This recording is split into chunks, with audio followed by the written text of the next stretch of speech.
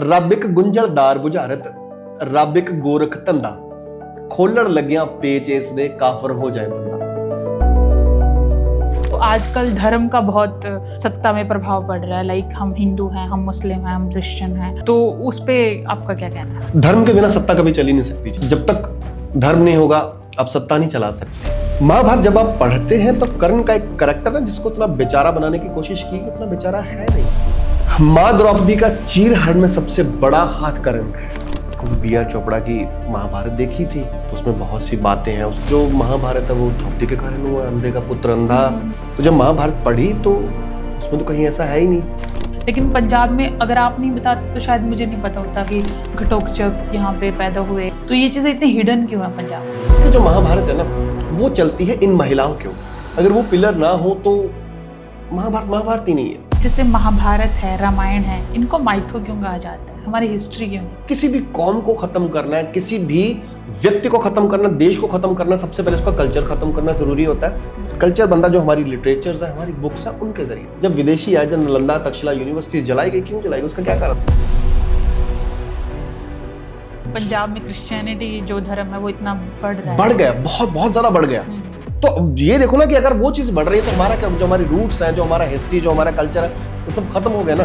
अगर हम अपने रूट्स के लिए लड़ रहे हैं तो इसका मतलब क्योंकि बी.आर. चोपड़ा की महाभारत में सिर्फ जिसको हम बोलते हैं ना कि ड्रामेटिक फ्रीडम ले लेते हैं, हम आजादी ले लेते हैं दिखाने के लिए, सुंदर दिखाने के लिए, वो ड्रामेटिक फ्रीडम बहुत ली है बी.आर. चोपड़ा जी ने। क्योंकि महाभारत में वेद व्यास जी कहते हैं कि हर व्यक्ति के घर में महाभारत का ग्रंथ होना चाहिए, हर व्यक्ति को महाभारत पढ़नी चाहिए। अगर आप नहीं पढ़ सकते तो कम से कम उसको सुन लो।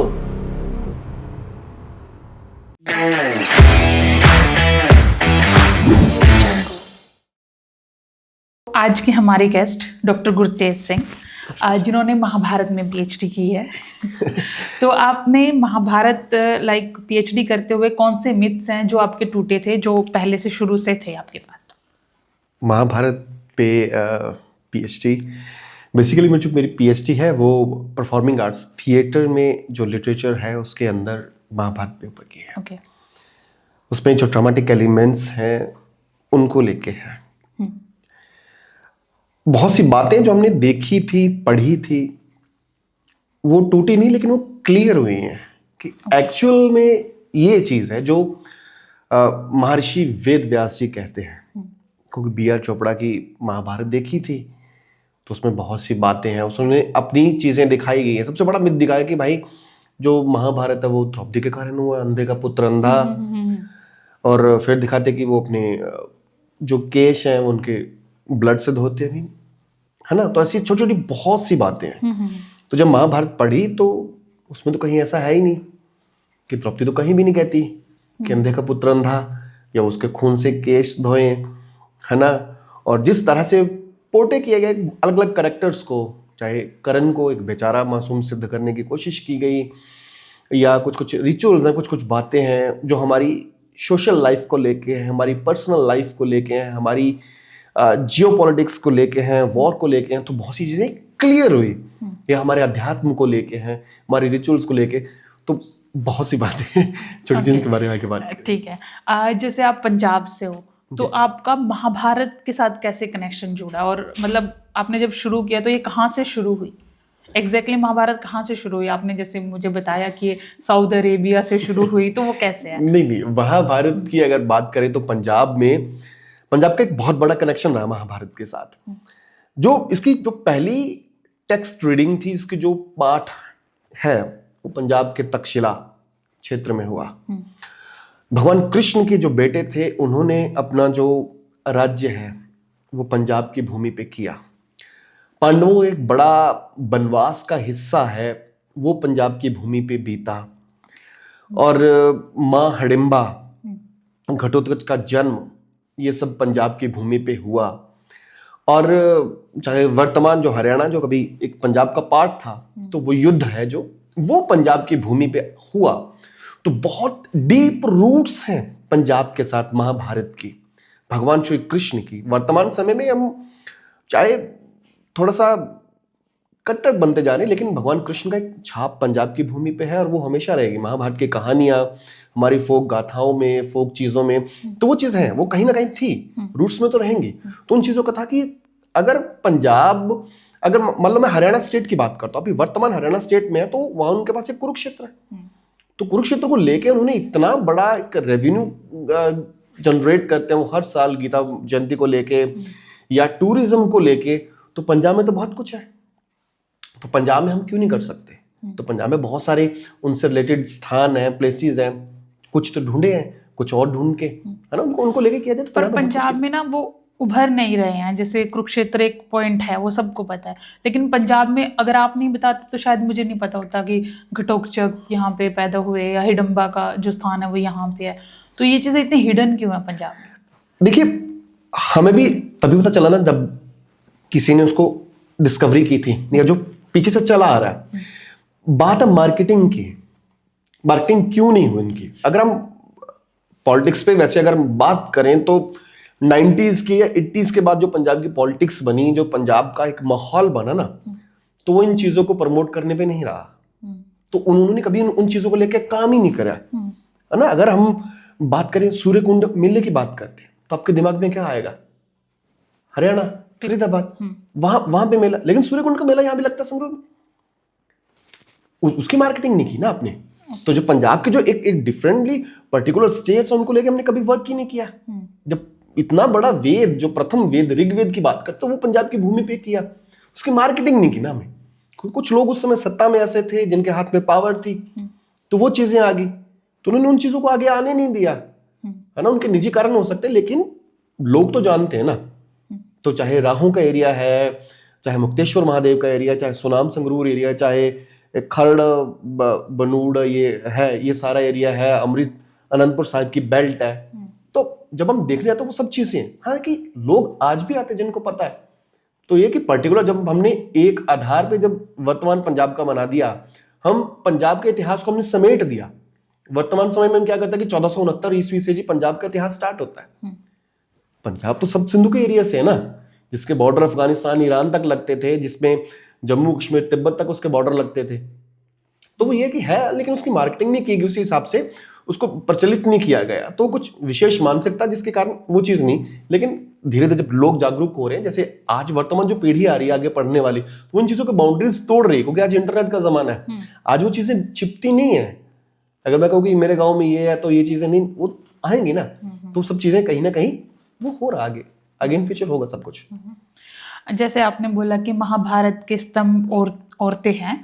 हमारे मतलब मैंने ना यहाँ पे एक कहावत सुनी है कि जब कोई औरत लड़ाई करवा देती है ना, उसको बोलते क्यों द्रौपदी वाले वो कर रही है काम, है ना। मतलब मैंने लिटरली सुना है कि द्रौपदी की वजह से हुई, लेकिन आपने बोला कि डिफरेंट तरीके से वो स्तंभ है, तो उस पर थोड़ा प्रकाश डाल। देखिए, मैं वही बात कर रहा था कि जो हमें दिखाया जाता है ना, वो चीज होता नहीं। हम एक एंगल से देख रहे हैं। हमारी एक दिक्कत क्या रही कि हम पंजाब या हरियाणा में नॉर्थ खित्ते की बात कर ले, हम लोग लड़ाइयों में बहुत होशियार रहे हैं अब तक, है ना। मतलब कुछ भी है, बाहर से लोग आए, हमने लड़ाई उनसे की, हमने जीता, हमने हिंदुस्तान को सेव किया। लेकिन हम क्या कि हम कहीं ना कहीं पढ़ाई में ना बहुत पीछे रह गए, युद्धों की वजह से। हमारा लिटरेचर भी इतना प्रफुल्लित नहीं हुआ। लेकिन जब हम पढ़ेंगे ना, तब हमारी चीजें चेंज होती है। आपने सवाल किया था कि मिथ की बात करें, तो इस मिथ पे आते हैं।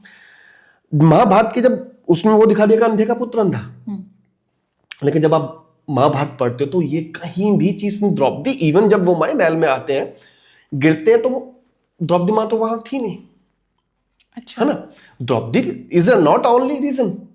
जब भाइयों की युद्ध को लेके बचपन से जब फेंक देते हैं नदी के जल में भीम को बांध के, तब वहां द्रौपदी थी नहीं थी। जब उनको जुए के खेल में बहकाया जाता, तब वहां द्रौपदी थी नहीं थी। तब तो किसी को कुछ नहीं कहा ना। वो लाख का भी कुछ लाक्षागृह था तब, तो लाक्षागृह वो चीजें क्या थी तब, वो नहीं थे ना। वो एक छोटे छोटे चीजें करके भांडा जो फोड़ देना, वो हम बोलते कि वो तो द्रौपदी थी जी। द्रौपदी क्यों थी? हम उसको क्यों नहीं कहते कि वो कर्ण जिसने कहा कि भाई युद्ध लड़ो, जब सभी लोगों ने कहा कि भाई युद्ध शांत कर दो, लेकिन वो उस बंदे ने भड़काया। जब जिसने कहा कि द्रौपदी का चीरहरण करो, उसके जगह पे बैठाओ, तो वो चीजें, वो हमारी सो कॉल्ड मर्दजात, वो क्यों नहीं है ना। चाहे वो कौरवों में हो, चाहे वो पांडवों में हो। तो वो चीजें बहुत सारी चीजें नहीं है। तो नहीं, ये जो स्तंभ की बात आपने की, सत्यवती से उत्तरा तक आपने जो बोला था, उस पर थोड़ा बताइए। अच्छा, हाँ। मैं बात थी कि औरतों को लेकर जो मेरी पीएचडी का टॉपिक था वो महाभारत की मुख्य नायिकाओं में नाटकीय तत्व, नाटकीय संभावनाएं। बेसिकली क्या कि जो हमारी सत्ता है ना, हमारा जो घर है, हमारी इंडियन ढांचा है, वो ना मात्र सत्ता के आसपास चलता था। आज हम चाहे कहते हैं कि मेल डोमिनेट सोसाइटी है, तो लेकिन इनडायरेक्टली आज भी मात्र सत्ता चलती है। पुरुष, मान लो मैं घर में हूं या मेरे पिताजी थे, वो सिर्फ कमाते थे, तो लेकिन घर में किस रिश्तेदार के कहां जाना है, कब जाना है, पैसा घर में किसको क्या मिलेगा, कौन चलाती थी? माँ। ठीक है, अगर किसी घर में पूजा तो सबसे पहले किसको होता था? लड़कियां। ठीक है, दिन त्योहार आते हैं, सावन का महीना आए तो किस जाता है? लड़कियां, है ना। तो वो एक मात्र सत्ता के हमारी प्रमुख रही है। तो वो चीज क्या थी कि जो महाभारत की हम बात करते हैं कि महाभारत में औरतों को चुनने का जो डिसीजन था वो इसलिए था कि जो महाभारत है ना वो चलती है इन महिलाओं के ऊपर, जिन वो मेन पिलर्स हैं। अगर वो पिलर ना हो तो महाभारत ही नहीं है। सत्यवती अगर ना होती तो महाभारत होती कभी ना होती, सत्ता का युद्ध ना होता, पारिवारिक झगड़े ना होते। उसके बाद अंबा की बात करते हैं हम, तो अगर अंबा ना होती तो भीष्म कैसे मरते, है ना। उसका एक अलग है, माँ द्रौपदी, माँ कुंती और माँ गांधारी, इन तीनों का एक अलग जो योगदान है तो पूरे महाभारत में सभी को हैंडल करने में। तो ये चीजें ना हो तो इनके बिना तो आप महाभारत कल्पना भी नहीं कर सकते ना, बिल्कुल, है ना। फिर उत्तरा है, उत्तरा ना होती तो उनका वंशज आगे बढ़ता नहीं, बढ़ता ना। तो गांधारी एक क्या है, किस तरह से उसका शाप देना, भगवान श्री कृष्ण को शाप देना, कैसे बच्चों और धर्म के बीच में फंस जाना, और माँ द्रौपदी है जो किस तरह से जब उसके हस्बैंड्स हैं वो हार जाते हैं, कुछ भी नहीं उनके पास, ना पैसा है, ना घर है, ना कुछ नहीं है, बेघर है, लेकिन उनको दोबारा खड़ा करना, दोबारा लोगों से, राज्यों से मिलना, सब चीजें, एक सत्ता को लेकर युद्ध लड़ना, उनको बूस्ट करना, तो कहीं ना कहीं ये सब चीजें हैं, ये जो मोटे मोटे पॉइंट्स हैं, ये जो उनको करते हैं, इनको लेके हमें खड़ा होना है, लड़ना है, जीतना है। सारी मेन पावर इन महिला कैरेक्टर्स को लेके आती है। अब इनके ड्रामेटिक एलिमेंट्स की बात हम करते हैं। ड्रामेटिक एलिमेंट्स हैं क्या? बेसिकली नाटकीयता क्या है? जब तक किसी चीज में नाटकीयता नहीं है, ड्रामेटिक एलिमेंट नहीं है, वो चीजें बोर लगती हैं। एग्जैक्टली, है ना। कुछ भी चीजें जब अच्छा ये कैसे, क्यों, कब, जब तक ये चीजें नहीं आती हम कुछ नहीं कर सकते। मोटी मोटी मैं चुनता हूं माँ द्रौपदी को। माँ द्रौपदी का जो जन्म है वो एक यज्ञ से है। वो कोई बचपन नहीं देखा उन्होंने, कोई अपनी टीनेज नहीं देखी, सीधा अग्नि से, एक अग्नि तत्व से एक युवती के रूप में हुई। उनका सौंदर्य ये एक अपने आप में ड्रामेटिक, अच्छा मतलब ये कैसे पैदा होगी? यज्ञ से लड़की, पहला ड्रामेटिक एलिमेंट से। फिर आप ये देखो कि जब उनका विवाह होता पांडवों के साथ, वो जाती हैं तो एक राजमहलों में पली बढ़ी जो युवती है, जो राजकुमारी है, सीधा वनवास में कुटिया में आ जाती है। कंट्रास्ट चेंज है ना, वो एक लड़की का एलिमेंट्स है। फिर जब राजमहल में आती है, वहां उनके पतियों का जाना, द्यूत क्रीड़ा में हार जाना, तो वो चीजों में कैसे हैंडल करती है। सब वो हार चुकी थी, उसकी एक माइंड क्या था, कितना था कि उन्होंने खुद को भी सेव किया, उसने अपने पतियों को भी सेव किया, उसने राजसत्ता को भी ललकारा। फिर धीरे धीरे जब वो वनवास में जाती है, ड्रामेटिक एलिमेंट हो रहे हैं ना, एक चीजों की कल्पना ही नहीं कर रहे आप, भी जो हमें सोचने पे मजबूरी बांध के रखते हैं। फिर युद्ध में उसका जीतना, तो सब चीजें ये ड्रामेटिक एलिमेंट्स, अलग अलग एलिमेंट्स हैं उनके किरदार के, उनके पर्सनली जब आप उनको पढ़ते हैं तो अलग अलग एलिमेंट्स निकल के आएंगे। उनके सामाजिक तौर पे ड्रामेटिक एलिमेंट्स क्या हैं, उनके धार्मिक एलिमेंट्स क्या, कि वो माँ द्रौपदी वो नारी है, भगवान कृष्ण अपनी वाइफ को कहते हैं कि भाई आप द्रौपदी के पास बैठो और सीखो कि गृहस्थी क्या है, गृहस्थी चलती कैसे है, इससे बढ़िया कोई और नहीं कर सकता, है ना। उसका ब्रेन क्या, वो राजसत्ता पे नहीं, वो सिंहासन पे नहीं है, लेकिन फिर भी वो सारी गेम चला रही है। वनवास के दौरान किसी राजा से क्या मिलना, पांडवों के और भी विवाह हुए, तो सभी उसको हैंडल करना, कैसे है, क्या नहीं हैंडल करना, है ना। थोड़े अलग अलग शेड्स हैं उन कैरेक्टर्स के। तो वो चीजों को लेके, इसलिए मेरे को लगता है कि अगर ये ना होती तो महाभारत की आप कल्पना भी नहीं कर सकते, है ना। और यही कैरेक्टर है कि जो हम अपने घर में खोजते हैं कि हाँ हमारी माँ ऐसी हो, हमारी बहन ऐसी हो, हमारी सोसाइटी की जो देवियां, हम इसलिए हम देखते हैं, हम माँ की पूजा करते हैं ना, माँ हमारी देवी है। किसी और धर्म में मेरे को नहीं दिखता कोई ऐसी, लेकिन हम औरत को एक भगवान बना के पूज करते हैं, और वो भगवान और वो माँ जिसके आगे भगवान शिव, अगर माँ काली की बात करें तब, तो माँ काली एक ऐसी एनर्जी जिनके भगवान शिव को हम कहते हैं शिव से अंत है, शिव से शुरुआत है, तो वो शिव भी उस एनर्जी के सामने आगे उस एक नारी के साथ आगे होते हैं। तो वो चीजें हैं। हाँ, वो जो चीज आपने बात कही कि लड़ाई डलवा दी, तो ऐसी फूहड़ बात है ना, यही तोड़ने के लिए तो हमें पढ़ना पड़ेगा, तो वो चीजें होंगी, तो चीजें नहीं, आप अभी महाभारत की महिलाओं के बारे में बात कर रहे हैं, तो जो अंबा से शिखंडी तक और भीष्म के साथ जो उनका रिश्ता था वो आप बताइए। अंबा मेरे को जब मैंने चुना ये कैरेक्टर, इसके बारे में पढ़ा, तो इसमें बहुत सारी जो ड्रामेटिक एलिमेंट भर भर के पड़े इसमें।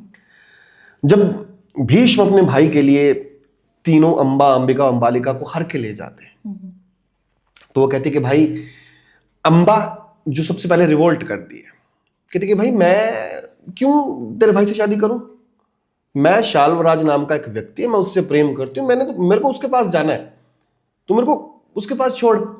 अब आप ये देखो कि वो एक छोटी सी कन्या है, 17-18 साल की उम्र होगी, लेकिन सत्यवती एक, जैसे आज लगा लो कि नेपाल एक छोटी सी कंट्री और अमेरिका एक दादा विश्व का बना है ना, स्वयंभू, तो इस तरह से मतलब वो एक छोटी सी कन्या है, वो एक अंबा ऐसी है जो सत्यवती और भीष्म के साथ सीना तान के खड़ी होती है, जिसको पता कि ये भीष्म और सत्यवती कुछ भी कर सकते हैं ना, they are the supreme power ना उस समय। तो एक कंट्रास्ट है ना, एक छोटी सी लड़की की रिवोल्ट करती है इनके सामने, अपने आप में सबसे बड़ी इसकी है। फिर वो उस लड़के के प्रति जिसको वो प्रेम करती थी, उसके लिए उसका एक प्रेम का एस्पेक्ट दिखाई दिया। फिर जब वो कहते कि ठीक है इसको छोड़ो, लेकिन वो शाल्वराज उसे एक्सेप्ट नहीं करता। उसको ये होता होता कि भाई एक बार जब मैं हार गया, मैं क्षत्रिय हूं, मैं राजा हूं, तो वो उसको एक्सेप्ट नहीं करता। तो फिर जब वो वापिस आती तो उसको कोई नहीं एक्सेप्ट करता, तो उसको लगता कि भाई मैं फंस गई, मैं कहां जाऊं, ना तो मैं घर जा सकती क्योंकि ये मुझे राक्षस विधि से हर के ले आया अपने भाई के लिए, ना मैं यहां रहना चाहती, मैं अपनी बहनों की तरह चुप चुप के यहाँ पे घुट घुट के नहीं जीना चाहती। तो फिर वो क्या करती कि वो जितने भी राजा होते, जितने भी ऋषि मुनि होते, सबके पास जाती है कि भाई मेरे साथ ये हुआ, आप मेरे को न्याय दो। सभी न्याय देने के लिए आगे आते, लेकिन भीष्म का नाम सुनते, हस्तिनापुर सत्ता का नाम सुनते, सत्यवती का नाम सुनते, चुप हो जाते। कौन पंगा ले उनसे, कुछ भी कर सकते हैं वो। फिर वो क्या करती, फिर वो एक ऋषि के आश्रम में चली जाती है। कंट्रास्ट देखो ना, उसकी लड़ना, उसके करना, फिर वो एक सन्यासी बन जाती है। जब वो वहां रहती है तो एक बार उनके नाना जी उस आश्रम में आते हैं, तो पूछते हैं, उनके मित्र होते हैं कि भाई कैसे, कहते हैं कि हमारे आश्रम में एक लड़की आई है, सन्यासी है। कहते कौन है, वो ऐसे बताते हैं, तो उसका नाना होते हैं। फिर कहता है कि कोई बात नहीं, मैं भीष्म से बात करूंगा, जो मेरे परशुराम है वो मित्र है, समझाएंगे उनको। कहते ठीक है। उस भीष्म को समझाया जाता है कि भाई तू उससे शादी कर। वो कहती कि नहीं, मैं तो नहीं करता शादी इससे, क्योंकि मैंने तो प्रण लिया है, मैं जीवन ब्रह्मचारी रहूंगा। ठीक है। तो फिर उसके बाद जब वो युद्ध होता है भगवान परशुराम का और भीष्म का, उसमें जब बिना निर्णय के निकल जाता है, तो फिर वो क्या करती है कि वो अपना देह का त्याग करती है। ठीक है जी, अग्नि के जरिए अपना देह का त्याग करती है। लेकिन भीष्म है जो उसके जरिए में, उसके माइंड में वो चीज लग जाती है कि भाई कहीं ना कहीं मेरी वजह से इस लड़की का हुआ। अपने गुप्तचरों को भेजता है कि अब देखो अब आगे क्या होगा क्या होगा। फिर वो अगले जन्म में फिर जन्म लेती है, तो फिर जन्म देखती है कि भाई अच्छा मैं भीष्म को मैंने करना है। तो अगले जन्म में, दूसरे जन्म में भी उसको याद है। फिर वो अपने जंगलों में अपना वो त्याग करती है, पहले वायु का त्याग करती है, फिर सेवन करती है, फिर फल का, फिर पेड़ पौधों का, उनका सेवन कर धीरे धीरे। फिर जब माँ गंगा प्रकट होती है तो उसको बोलती कि भाई ऐसा क्या है, तो फिर आधे तन से वो नदी बन जाती है और अपनी चीजें आधा त्याग कर दी। फिर जब तीसरा जन्म है, तीसरा जन्म जब होता है तो वो द्रौपदी की बड़ी बहन के रूप में आती है, शिखंडी के रूप में आती है। तो जब वो आता तो देखता कि भाई मैं इस जन्म में भी वो नहीं बना, मैं तो इस जन्म में मर दूं। उसके दिमाग में वो फंस गया ना कि भाई अगर मैंने इससे लड़ना तो मेरे को जेंट्स होना जरूरी है, मैं क्या करूं। वो उनके देखो ना, एक जन्म, दो जन्म, तीसरा जन्म, 3 जन्मों का उसका स्ट्रगल है, 3 जन्मों का स्ट्रगल है। फिर जब वो उसकी, जब वो कहते कि अब मैं क्या करूं, भी मैं तो कुछ भी नहीं। जब वो तीसरी बार वो जाने जाती है कि भाई मैं अपना कर दूंगा, तो भगवान कुबेर के एक शिष्य होते, तो उनसे वो मिलते। महाभारत में जब वो प्रोसेस बताया गया कि वो 1 महीने तक उनका एक जेंडर चेंज का प्रोसेस चला सारा, वो किस तरह से हुआ, कितना पीड़ादायक था, होल प्रोसेस उसमें महाभारत में वर्णित है। ठीक है। तो फिर उसके बाद जब युद्ध में आते हैं तो भीष्म कहते हैं ना कि मैं औरत, बच्चे, वृद्ध हैं, इन पे हाथ नहीं होगा, और उस पुरुष पे हाथ नहीं उठाऊंगा जो पहले महिला थी या स्त्री रह चुकी है ना। तो जब युद्ध में मारते हैं, लड़ने आते हैं, लेकिन शिखंडी से उसका सामना होता है, लेकिन पीछे से पांडव उसको खत्म कर देते हैं। फिर उसके बाद जब चीजें सब खत्म हो जाती है, जब युद्ध में कौरव लगभग समाप्त हो जाता है, तो अश्वत्थामा चलते हैं, भाई मैं सबको मारूंगा, उन्होंने मेरे बाप को खत्म कर दिया, सारी चीजों को खत्म कर दिया। तो वो कह, जब उनके शिविर में जाते हैं तो बीच में से उसको काट के खत्म कर देते हैं। तो एक शिखंडी का एक तपस्या है, उसकी एक है कि मैं बदला लेना, मैंने प्रण लेना। तो बहुत सारी चीजों को, वो सत्ता को चैलेंज करती है, वो परिवार को चैलेंज करती है, वो भगवान की दी गई बॉडी को चैलेंज करती है, ठीक है ना। अगर आप ये देखो कि वो एक ऐसी बहन थी, मेरे को लगता है कि अगर द्रौपदी स्ट्रांग बनी तो शिखंडी की वजह से बनी ना। तो कहीं ना कहीं गुण तो बड़ी बहन से आए होंगे ना, कहीं ना कहीं वो बैठी होंगी, एक ऊर्जा जिनको विमेनिज्म कहते हैं, फेमिनिज्म कहते हैं, एक लड़ने का जज्बा जो द्रौपदी माँ लड़ी, तो कहाँ से आए उसको? अपनी बड़ी बहन से ना, तो शिखंडी नहीं से आए ना। तो वो एक लगता है कि हाँ, कि वो कहीं ना कहीं भीष्म भी उनके साथ बंधे रहे। तो जब महाभारत में वर्णित है कि वो अपने गुप्तचरों को भेजते रहते कि अच्छा भाई जाओ, उसको देखो वो क्या है, कहाँ जन्म लिया उसने, क्या ठीक है नहीं है। तो कहीं ना कहीं वो एक ब्रह्मचारी होने के बाद भी उससे बंधे रहे। तो इनका जो कंट्रास्ट है, एक वो ड्रामेटिक एलिमेंट है ना, कि भाई वो नहीं छोड़ना, 3 जन्म को ड्रामेटिक एलिमेंट है ना। तो ये महाभारत में खींचने को अपने आप करता है कि अच्छा पहले जन्म में ये, दूसरे में, तीसरे में। तो ये इसलिए जैसे महाभारत है, रामायण है, इनको माइथो क्यों कहा जाता है, हमारी हिस्ट्री क्यों नहीं? देखो, माइथो अगर हम बात करें इसकी, है ना, तो ये शब्द की प्रचलित कैसे हुआ, अगर हम इसके शब्द जोड़ देखें तो क्या चीजें हैं। तो इतिहास में भी कुछ ना चीजें होती है कि पूर्णता जो चीज सत्य नहीं है, लेकिन कुछ है, मानते हैं ना। इतिहास, है ना, इतिहास, पहले ऐसा हुआ था, ये वर्णित है ना, भी अच्छी जो चीजें हुई थी, है ना, पूर्ववृत्तम कथा युक्तम, जो चीजें हैं जो पहले हो चुकी कथा में है। हम इतिहास मानते हैं, हम इतिहास भारत के किसी का नहीं पता, लेकिन मैं इतिहास मानता हूं। इसमें जो वर्णित स्थल है, जो नाम है, वो आज भी इस धरा पे मिलते हैं। वो कहीं यूरोप में तो नहीं मिलते, गंगा नदी का यूरोप में तो नहीं मिलेगी आपको, ठीक है। द्रौपदी या अर्जुन या कर्ण नाम के लोग वहां तो आपको नहीं मिलेंगे ना यार। तो वो जो स्थल बताए गए हैं वो यहीं पे है। जब ब्रिटिशर्स आए यहां पे, तो उनका एक पहला क्या, देखो किसी चीज को खत्म करना है ना, किसी भी कौम को खत्म करना है, किसी भी व्यक्ति को खत्म करना, देश को खत्म करना, सबसे पहले उसका कल्चर खत्म करना जरूरी होता है। कल्चर बनता जो हमारी लिटरेचर्स है, हमारी बुक्स है, उनके जरिए से। जब विदेशी आए, जब नालंदा तक्षशिला यूनिवर्सिटी जलाई गई, क्यों जलाई गई, उसका क्या कारण? मैं उसी यूनिवर्सिटी की बात करने वाली। जला दी ना, हमारा लिटरेचर जला दिया, हमें पता ही नहीं कि 10 साल पहले क्या हुआ। हमने थोड़ी देर पहले एक प्रश्न किया था आपने कि पंजाब में वो क्यों नहीं है, राइट। पंजाब में वो चीज, बुक्स दोबारा छपी नहीं, क्योंकि पंजाब में ऐसी ऐसी चीजें हैं, पंजाब में ये महाभारत का इतिहास था, पंजाब में ये स्थल वर्णित थे, वेद पंजाब में लिखा गया, पांडवों का जो वनवास का हिस्सा है वो यहाँ पे हुआ, है ना, पांडव गुफाएं हैं पठानकोट में जाओ तो आप, वो चीजें नहीं दिखाई गई ना। तो वो लिटरेचर में मिलावट की गई कि अगर जितना आप उसको कर सकते हो उतना करो, खत्म कर सकते हो, अगर नहीं कर सकते तो उनको इतिहास कह के करना झूठा शुरू कर दो।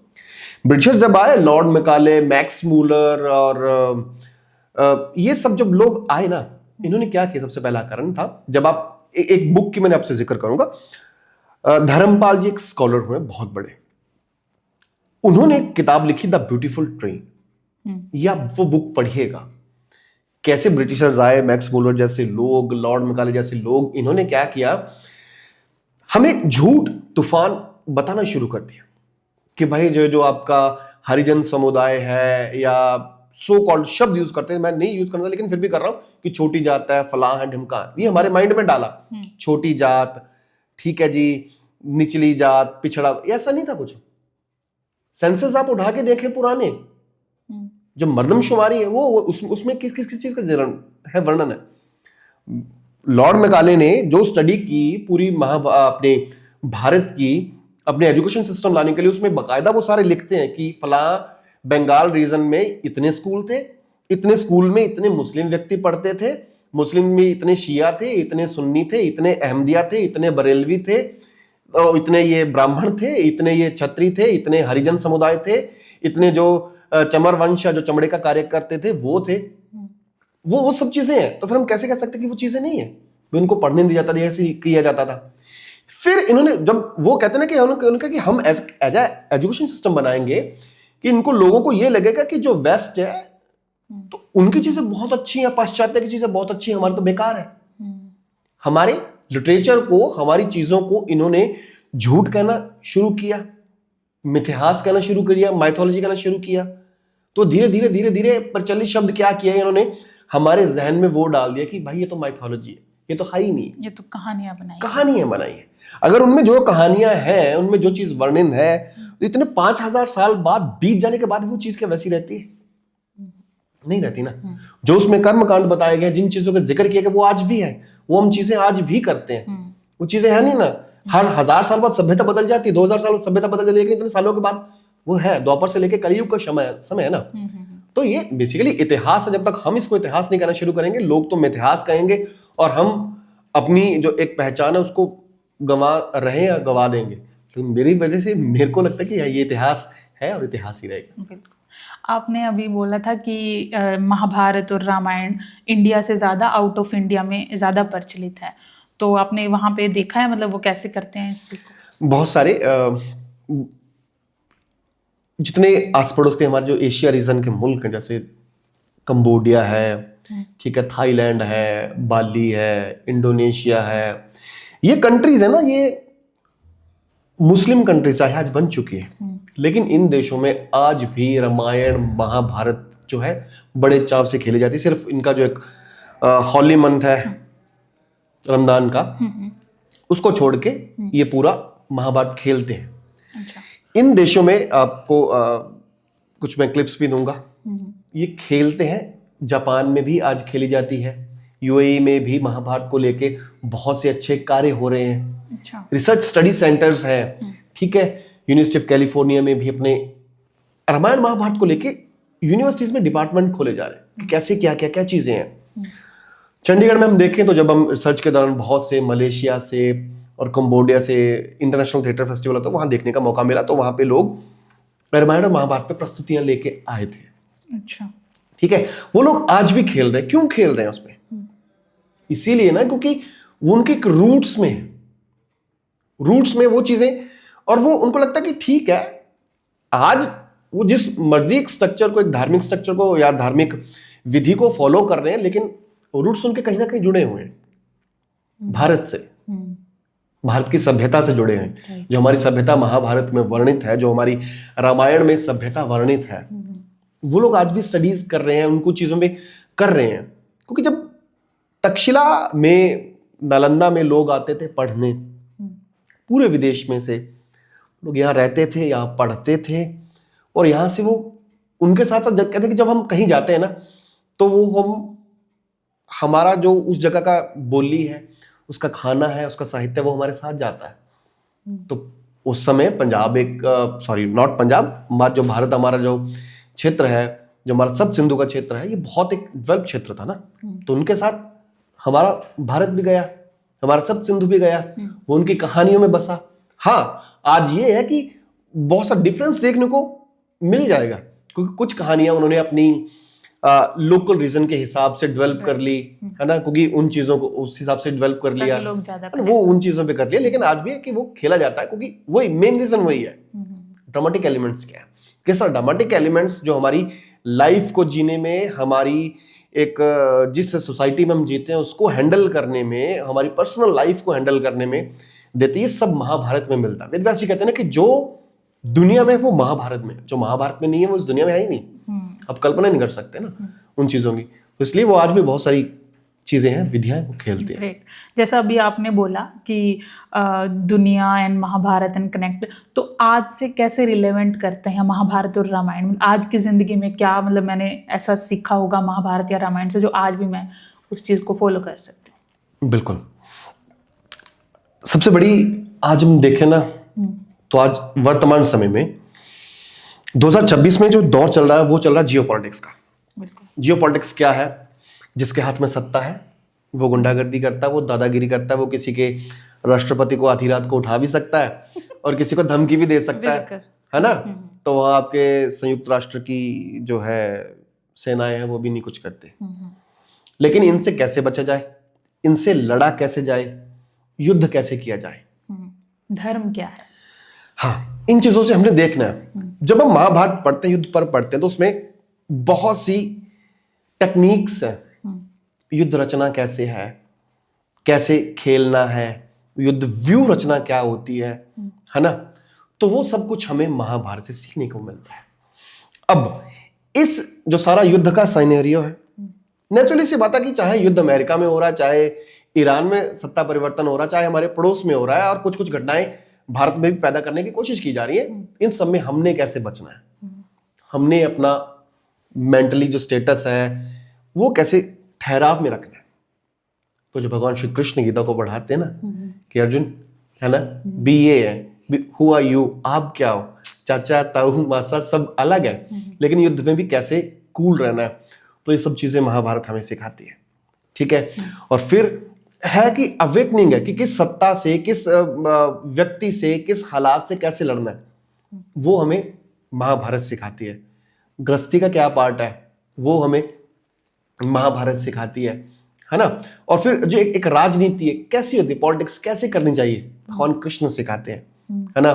चाहे एक एम्बेसडर है, एक राजदूत है, बहुत सारे देशों में आजकल उथल पुथल बन रही है, भारत को सभी एक अच्छी नजरों से, आस भरी नजरों में देख सकते हैं कि भारत, आप कुछ बोलो यार, हमारी अब उस हालत में है कि भारत की एक स्टेटमेंट विश्व के लिए मायने रखती है। तो क्या स्टेटमेंट कैसी होनी चाहिए, किसी को दुश्मन भी नहीं बनाना, किसी को अंधा विश्वास भी नहीं करना। तो भारत की रूट्स में है ना, यही तो, तभी तो हम आज यहाँ पे पहुंचे ना। तो वो सारी चीजें हमें दिखाती है हमारी एक धर्म क्या है, स्वयं को जानना, किस तरह से क्या चीजें की जाती है, हमारी रिचुअल्स क्या है, शक्ति पूजा क्या है, किस तरह से क्या करना है, वो सब चीजें हम उससे सीखते हैं। रामायण क्या दिखाती है ना, विराजा क्या है, किस तरह से होना चाहिए, किस चीजों को कैसे पढ़ना चाहिए, मर्यादा पुरुषोत्तम क्या है, एग्जैक्टली, है ना। भगवान ये कहते हैं कि मर्यादा है। तो जब मर्यादा जाल बनने लगे तो भगवान कृष्ण बन के वो मर्यादा को तोड़ते भी है, भी ठीक है, भी आ जाओ। अगर हमने आपके पांव पड़ के देख लिया, हमने आपको सब चीजों का मौका देके देख लिया, अब नहीं आते तो फिर युद्ध ही अंतिम हल है ना, अंतिम हल होगा ना, एक स्टेटमेंट ही बन के रहना। तो भगवान कृष्ण जी, कुछ लोग ऐसे बोलते हैं कि जैसे भगवान कृष्ण ने धर्म स्थापित करने के लिए बहुत सारे अधर्म किए, उसके दौरान मतलब बहुत सारी चीजें की, जैसे कर्ण को धोखे से मरवाना, एंड अश्वत्थामा के जो पिता थे द्रोणाचार्य, उनको धोखे से मरवाना, तो बहुत सारे अधर्म किए। तो उस पे आपका क्या कहना है? ये प्रश्न तभी उठते हैं, ये प्रश्न तभी फैलते हैं जब हमने महाभारत ना पढ़ी हो। ओके। महाभारत जब आप पढ़ते हैं तो कर्ण का एक कैरेक्टर है जिसको उतना बेचारा बनाने की कोशिश की, उतना बेचारा है नहीं महाभारत के युद्ध में। इवन कि एक मोड़ पे आके शकुनी भी कहता चल छोड़ो यार, युद्ध क्या करना, इनको दो गांव दो, नहीं। लेकिन कर्ण उसको आके उकसाता कि नहीं भाई युद्ध कर, लड़ना है। कौरवों को उकसाने वाला व्यक्ति ही कर्ण है। मां द्रौपदी का चीरहरण में सबसे बड़ा हाथ कर्ण का है। इसका चीरहरण करो, इसको बुलाओ, यहां पे इसका चीजें करो। जब मां द्रौपदी अपने कमरे में बैठी होती है, एक सिर्फ सिंगल क्लॉथ में लेके, पीरियड्स आए होते हैं उनको, उस समय पीरियड्स आए हुए थे, हाँ, तो लेकिन उस हालत में भी वो उठा के लाना इसके सबसे पीछे कर्ण है, ठीक है। तो अब उन व्यक्तियों को कैसे कह सकते हो कि भाई वो चीजें हैं। और दूसरा कहते हैं कि हाँ जी कि भाई ये तो जी एक ना जाति कार्ड खेलना शुरू कर देते, सूत पुत्र। ऐसा नहीं है। अगर उस हिसाब से देखो तो वो, अब देखो, एक है कि नॉर्मल यहाँ पे कैब ड्राइवर है, एक अंबानी का कैब ड्राइवर है, आप दोनों को करोगे? नहीं करोगे ना। तो बेसिकली जब इतिहास पढ़ता ये पता कि his father was a king, राजा था वो, है ना, अंग देश के राजा। तो पहले तो उनको एक मान्यता देनी, क्या चीज हमारे साथ आओ, ये चीज सब कर्ण थी। तो ये जो महाभारत की बात करता बी आर चोपड़ा की, उसमें समझो वो चीज हमें दिखाया गया कि भाई ये सब, यही तो चीजें हमारी फैली ना, यही तो मिथ हमने तोड़ने थे महाभारत के जरिए, जो रिसर्च की जब थिएटर के जरिए, तो यही चीजें हम दिखाने के लिए किया ना कि वो चीज क्या कर रहे हैं, है ना। फिर जब आप कहते हैं कि भाई जब युद्ध तूने कर्ण को देखते कि वो चीजें सब आ गई, युद्ध का माहौल शुरू हो गया, भगवान कृष्ण को कहते हैं कि भाई अब फाइनल डिसीजन ये है कि हम युद्ध करेंगे, कौरवों को जाके ये मैसेज दे दे कि यहां मिलेंगे, इस ऋतु में इस मैदान में हमारा युद्ध होगा, क्योंकि उस समय माहौल ये होता है कि उस समय जड़ी बूटियां भी होती हैं, नदियों में जल भी होता है, मौसम भी ठीक होता है, इसलिए इस मौसम में हम इस मैदान पे हम युद्ध लड़ेंगे। ठीक है जी। फिर अब मेरे को ये बताओ कि जब मैं कहूं कि मैं बहुत सुप्रीम वॉरियर हूं, मेरे पास ये है लड़ने के लिए, भाई रवीना जी आप लड़िए, लेकिन जब मौका आए मैं बेचारा बनने के लिए मैं कहूं कि मैंने तो दान कर दिया जी, तो काहे की आपकी बुद्धिमत्ता है, या तो आप लड़िए ना, या तो दूसरों को मत करिए। एक कुरु सत्ता का बेड़ा गर्क करने में सबसे बड़ा है ना वो चीजें, जब हम तक उनको चीजों को पढ़ते हैं तो वो चीजें हमारी सामने आती है। पढ़े ऑथेंटिक जो महर्षि वेदव्यास जी ने लिखा है, सारे सिनेरियो को पढ़िए, जांच के पढ़िए। ऐसे नहीं हम कहते हैं ना। अब अश्वत्थामा की बात करें, जब मारा गया, धर्म की अगर जब बात करते, धर्म वहां कहां चला गया था जब मां द्रौपदी का चीरहरण हो रहा था, जब वो बच्चे 5 पांडव जिनका बाप नहीं है सर पे, उनको वनवास दे दिया गया। भगवान श्री राम जीवन में एक बार वनवास गए हैं, लेकिन पांडव 2-2 बार गए हैं। एक बार अपनी मां के साथ गए हैं, दूसरी बार अपनी वाइफ के साथ गए। तब वहां धर्म कहां था? जब अभिमन्यु को मारा गया तब वो कहां गया था? वो भी बच्चा था ना।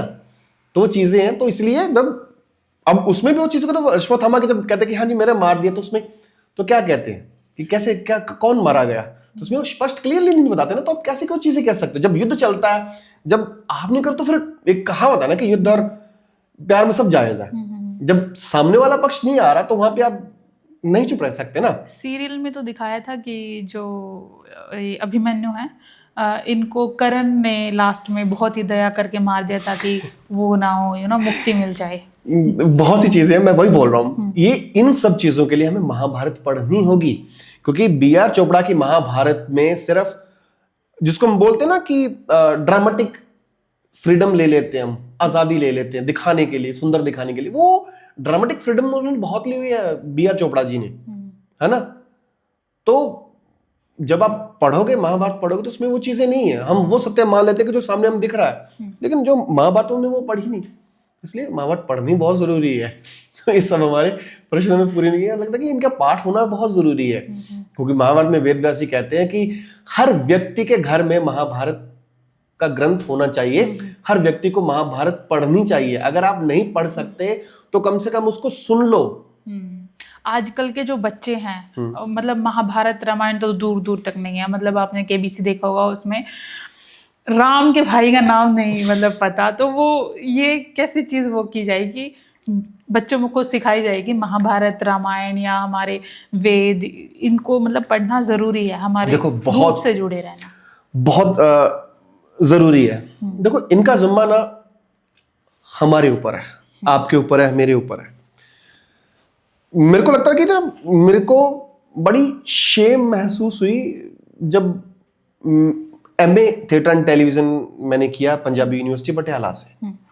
2 साल की मैंने डिग्री ली वहां से, लेकिन उसमें रामायण महाभारत का हमने कभी जिक्र नहीं किया। वहां पे दुनिया का सबसे बिगेस्ट एपिक महाभारत है। पाश्चात्य के 2 है, ओडिसी और एलियड। ओडिसी और एलियड को अब बंद कर दो, दोनों को इकट्ठा करके रख दो, तो महाभारत का आदि पर्व है ना, उसके जितना भी नहीं बनता। अभी 17 पर्व तो हमने जोड़े ही नहीं। तो अब ये देख लो कि इतना बड़ा एपिक है जो हमारे पास है, तो उसको सामने किसको लाना पड़ेगा? हमें लाना पड़ेगा ना।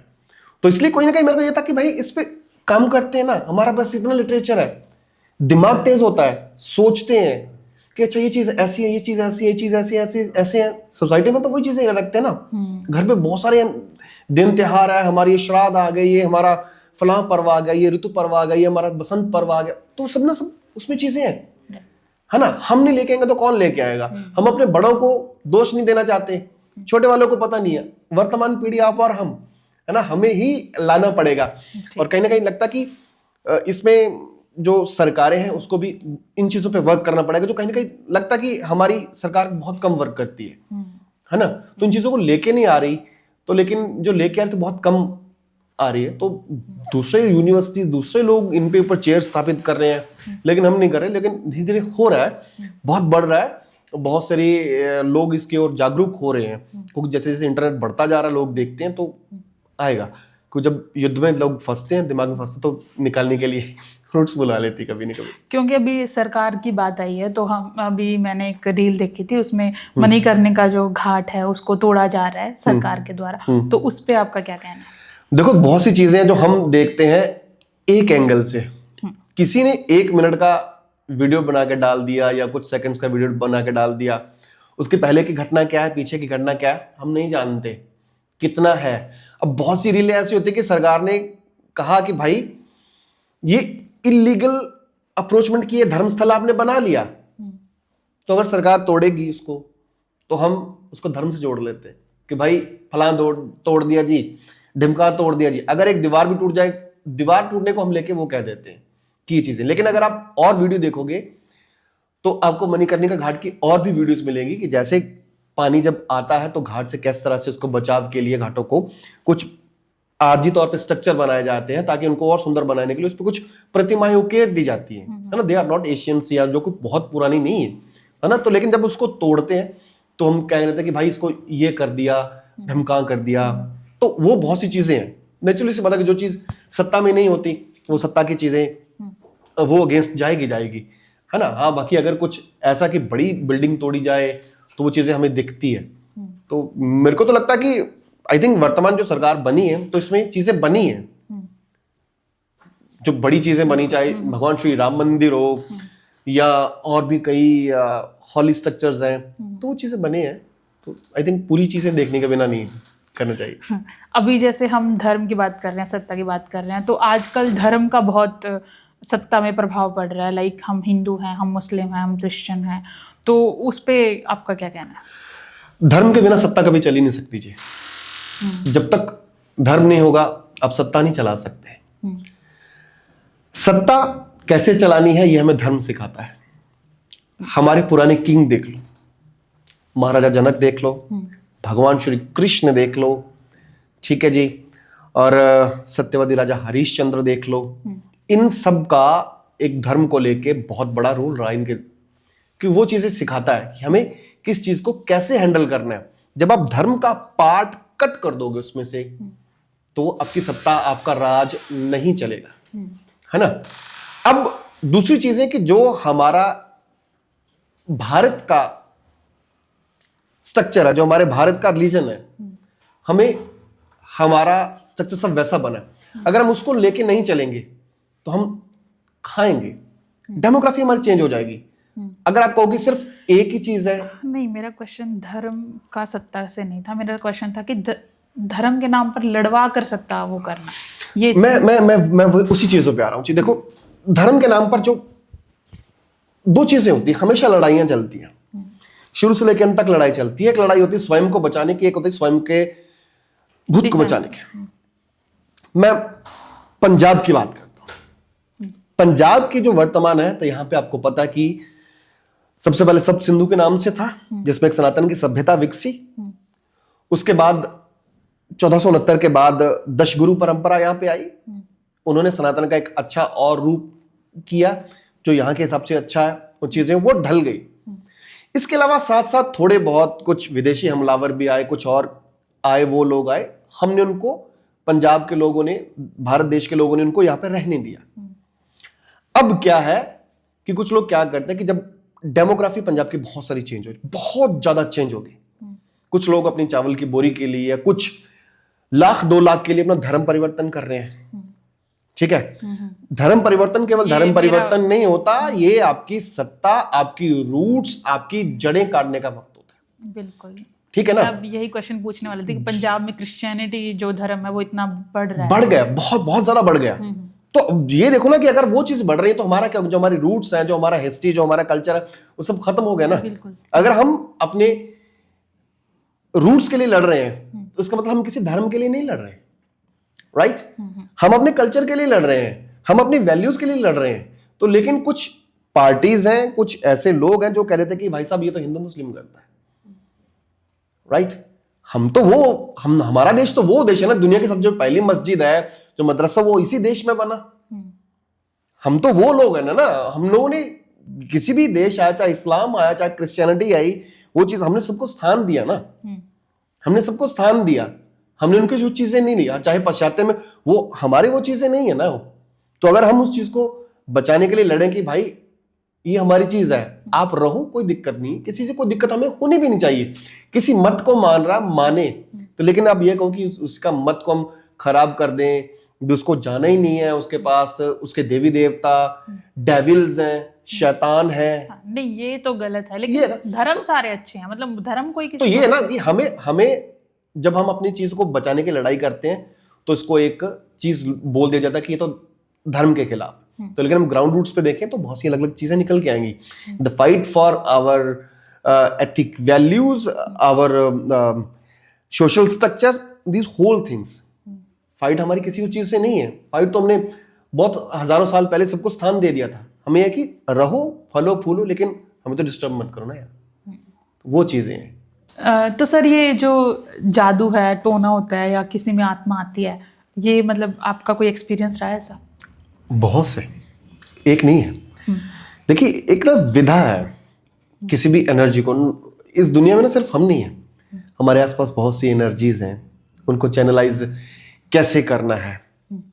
तो बहुत से लोग इस चीज को मानते हैं, बहुत से लोग नहीं मानते। जो नहीं मानते वो अपनी जगह सही है। तो लेकिन हम इन चीजों को देखते हैं। हमारा एक शास्त्र है ना, वेद शास्त्र पुराण, इसमें बहुत सी विधाएं हैं, जैसे हस्त रेखाओं की है, मस्तिष्क रेखाओं की है, या ज्योतिष शास्त्र है। इस तरह से बहुत सी विधाएं हमारे दी गई हैं। मंत्रोच्चारण से चीजें हैं, मंत्रोच्चारण की फ्रीक्वेंसीज है कि किस तरह से कैसे। अब सुना होगा ना कि बहुत सारी की तानसेन ऐसे व्यक्ति थे कि जो उच्चारण से जब मंत्र गाते, अपने राग गाते थे तो दीप जल उठते थे, है ना, या फिर बारिश जाता था। राइट। तो that is the power of frequency, voice, सब चीजें। थिएटर में हम चीजों का इस्तेमाल करते हैं ना कि मनसा वाचा कर्मणा। वाचा इज इंपॉर्टेंट, वाचिक इंपॉर्टेंट है आपका ना। वाचिक अभिनय की बात करते हैं, अभिनय की एक शैली वाचिक है।